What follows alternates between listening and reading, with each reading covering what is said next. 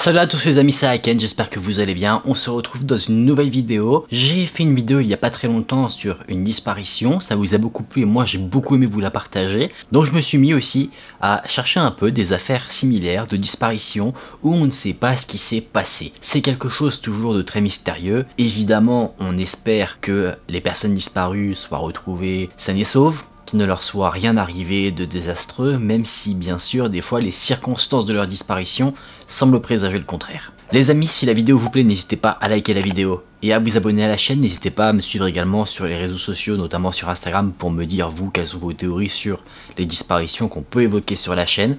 Et on est parti pour se plonger dans cette affaire de disparition, celle de Holly Cantrell.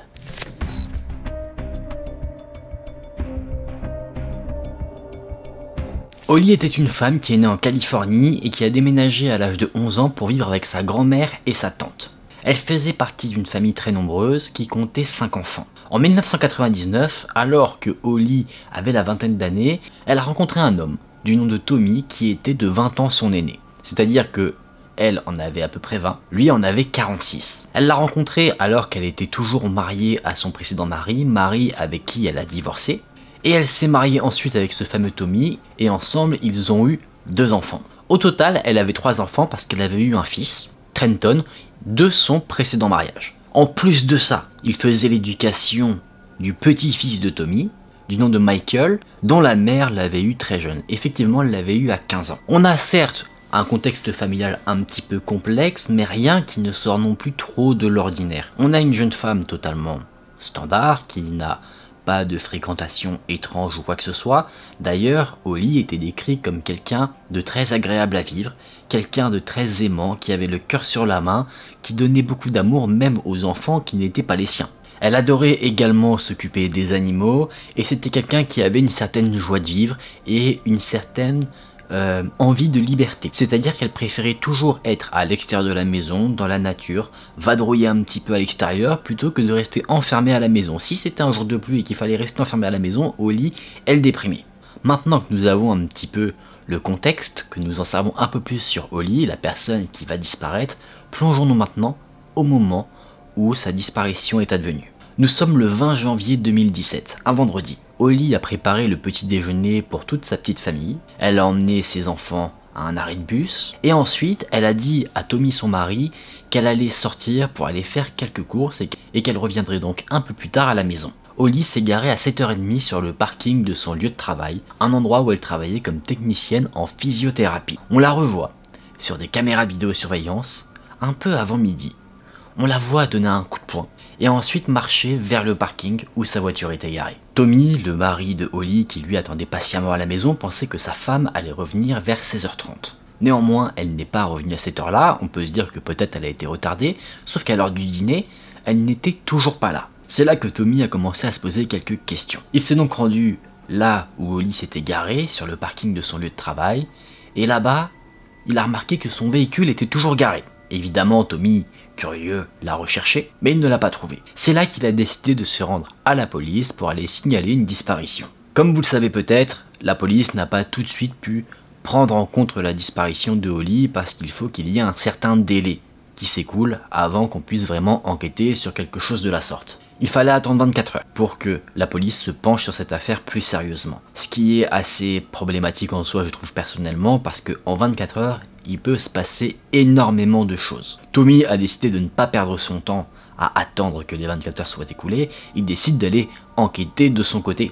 Je pense que si quelqu'un de notre entourage disparaît et que la police dit faut patienter un peu, je pense qu'on n'attend pas forcément patiemment dans notre canapé et que la police se mette à faire leur travail. Je pense que beaucoup de gens essaieraient déjà de commencer des recherches. Tommy avait un double des clés du véhicule de Holly. Il s'en est donc servi, il a regardé à l'intérieur du véhicule, il n'y avait rien de suspicieux, donc il a décidé de ramener le véhicule directement à son domicile. Malgré les recherches de Tommy, il ne trouve rien. Le temps passe, les 24 heures sont écoulées, c'est donc le samedi 21 juin que la police se penche officiellement sur la disparition de Holly. Et évidemment, la police, c'est ce que j'avais dit déjà dans la précédente vidéo sur une disparition, a accès à des moyens que le commun des mortels n'a pas. Par exemple, ils ont accès à des enregistrements de caméras de surveillance. Et il y en avait sur le parking où Holly a été vue. C'est comme ça qu'on sait un petit peu le cheminement qu'il y a eu jusqu'à sa disparition. Je ne l'ai pas inventé comme ça. Ils ont donc observé les différents enregistrements du parking et la police a remarqué quelque chose d'étrange. Quand Holly retourne sur le parking après avoir fait ses courses ou ce qu'elle avait à faire, elle ne se dirige pas vers son véhicule. Elle se dirige vers une voiture verte avec un homme à l'intérieur. Et ce qui est surprenant avec ce véhicule, c'est qu'il n'est pas garé sur le parking comme s'il voulait sortir du véhicule et sortir, aller faire des courses, quoi que ce soit. Il est garé là comme si il attendait, comme s'il attendait Holly. Holly rentre dans ce véhicule et on voit cette voiture verte partir du parking et sortir du champ de vision des caméras. La police a interrogé des proches de Holly, notamment des collègues, et ces collègues ont identifié la personne qui était au volant de ce véhicule vert. Il s'agirait d'un homme du nom de Cody Ketchum, un homme pour qui, apparemment, Holly avait le béguin. À chaque fois qu'elle parlait de lui au travail, son visage s'illuminait. Une relation s'était développée entre ces deux personnes. Une relation clairement d'adultère, parce qu'on le rappelle, Holly est une femme mariée et Tommy n'est nullement au courant de cette relation extra-conjugale. Relation qui au début est amicale et qui s'est développée en relation amoureuse. On va en apprendre un peu plus concernant ce que devait faire Holly ce jour-là. En fait, quand elle a dit à Tommy qu'elle allait aller faire des courses et qu'elle reviendrait plus tard, elle n'allait pas forcément que faire des courses. Elle avait prévu de passer l'après-midi avec Cody. On peut donc penser qu'elle a mis en place un stratagème, c'est-à-dire laisser son véhicule sur le parking de son lieu de travail et ensuite partir avec Cody pour aller faire ce qu'elle voulait faire. On apprend également autre chose de la part de la bouche des collègues de Holly, c'est que Holly avait des soupçons qu'elle était tombée enceinte de Cody. Donc on voit que cette relation d'adultère prend de l'ampleur. La police a retrouvé Cody, ils l'ont interrogé et lui a confirmé qu'il avait effectivement récupéré la jeune femme sur son lieu de travail, mais qu'il l'avait ensuite déposée un peu plus tard sur le parking d'un restaurant. Holly disait qu'elle devait déjeuner avec des amis, qu'elle allait retrouver directement là-bas, et qu'après ce déjeuner, il devait aller la récupérer, mais il a eu un empêchement, donc il n'a pas pu y aller. Holly, qui était au courant de tout ça, qu'il l'avait eu au téléphone, Cody l'avait prévenu, a dit pas de problème, t'en fais pas, je vais retrouver mon chemin jusqu'au parking de mon lieu de travail pour reprendre ma voiture, y a pas de souci. Sauf que lui, c'était la dernière fois qu'il lui parlait à ce moment-là. Donc de ce qu'on comprend, si on croit vraiment tout ce qu'on nous dit, on peut se dire que Holly est allée sur le travail, elle a fait son petit transfert de véhicule où elle est allée dans le véhicule de Cody, ils sont allés faire ce qu'ils avaient à faire, Cody l'a déposé au restaurant, et là, après, qu'est-ce qui s'est passé ? On ne sait pas encore. Donc là, ce qu'on peut supposer, c'est qu'elle n'a pas disparu sur le parking de son lieu de travail, mais peut-être sur la route du restaurant jusqu'au parking. Cody, évidemment, est un suspect, mais il n'est pas forcément en haut de la liste parce qu'il est très coopératif, il a accepté de remettre son téléphone à la police, il dit tout ce qu'il sait, il n'a pas l'air de cacher des choses, donc vu que c'est la dernière personne à avoir vu Holly en vie, on ne l'écarte pas, mais pour le moment, rien n'incrimine. On ne sait pas confirmer cette histoire de restaurant entre amis parce qu'il n'y a pas de caméra dans le restaurant, donc est-ce qu'elle a vraiment réussi à atteindre le restaurant ou est-ce qu'elle a attendu sur le parking du restaurant ses amis et c'est là qu'il s'est passé un truc? On ne sait pas trop. Il y a encore une zone de flou autour de ces événements. Maintenant que la police a enquêté sur le parcours de la jeune disparue, elle décide de s'impliquer un peu plus dans sa vie et de voir un petit peu ce qu'il en est. Et de nos jours, quel est le meilleur moyen de connaître la vie de quelqu'un? C'est de fouiller dans son téléphone. C'est ce qui est fait. Non pas qu'on ait retrouvé le téléphone d'Holly, mais on arrive à contrôler un petit peu ce qui s'est passé via son téléphone avec les factures. On voit que le téléphone de Holly a sonné quand elle était en soi disparue, quand on l'a cherchée. Ses proches se demandaient où elle était passée, et son téléphone indique une localisation. Pour la dernière fois dans le centre-ville, en soi non loin du parking de son lieu de travail, de sa maison, enfin à proximité de là où elle a disparu. Ce qui est surprenant, c'est que le 21 janvier, la ligne de Holly a été coupée. Et Tommy ne s'est pas expliqué pourquoi, parce que c'est Holly qui payait les factures et qui gérait tout ce qui était forfait de téléphone. Étonnant. La police apprend également que l'histoire d'adultère entre Cody et Holly était pas si inconnue que ça aux yeux de Tommy. Ça se remarquait parce que quand Cody et Tommy se croisaient au commissariat, ce genre de choses, il y avait une certaine animosité entre les deux. Cody ne semblait pas si inconnu que ça aux yeux de Tommy. On apprend également que le mariage de Holly et Tommy n'était pas si heureux que ça. Tommy, avec sa famille, était quelqu'un d'assez autoritaire qui aimait un peu tout contrôler. Et d'ailleurs, ça avait créé certaines tensions entre Holly et sa propre famille.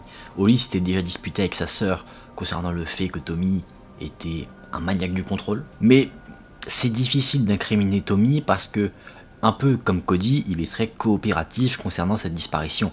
Il laisse la police fouiller le domicile, fouiller les téléphones, donc si jamais tu avais des choses à te reprocher, pourquoi autant coopérer? Ou alors c'est que tu as sacrément bien préparé ton coup. On avance un petit peu dans le temps.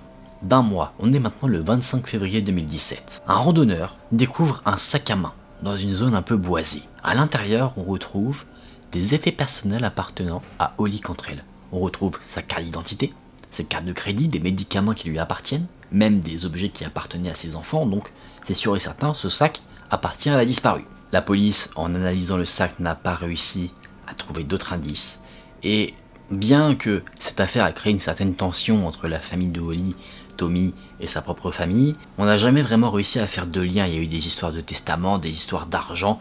Par exemple, Tommy dans son testament indique tout léguer à son petit-fils Michael, mais pas forcément de trucs aux enfants d'Holly. Ce sont des histoires de famille.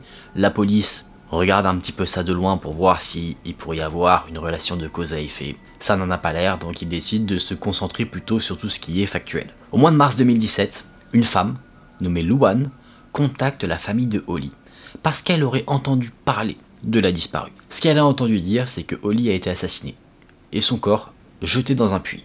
La police n'a pas décidé de prêter plus attention que ça à ce témoignage, ils n'ont pas cherché les puits dans la région, parce qu'ils considèrent que le témoignage de Luann n'est pas quelque chose de fiable. Mais ce qui est surprenant, c'est que 2 semaines plus tard, le 30 mars, le mari de cette fameuse Luann l'a retrouvée morte sur sa propriété. Cette mort n'a pas été qualifiée de criminelle, on pense que Luann s'est donné la mort elle-même, mais avouez que c'est quand même assez étrange. D'ailleurs, la famille de Holly trouve cela étrange, à tel point que cette famille pense que Luann en savait peut-être plus sur la disparition de Holly qu'elle ne l'avait dit.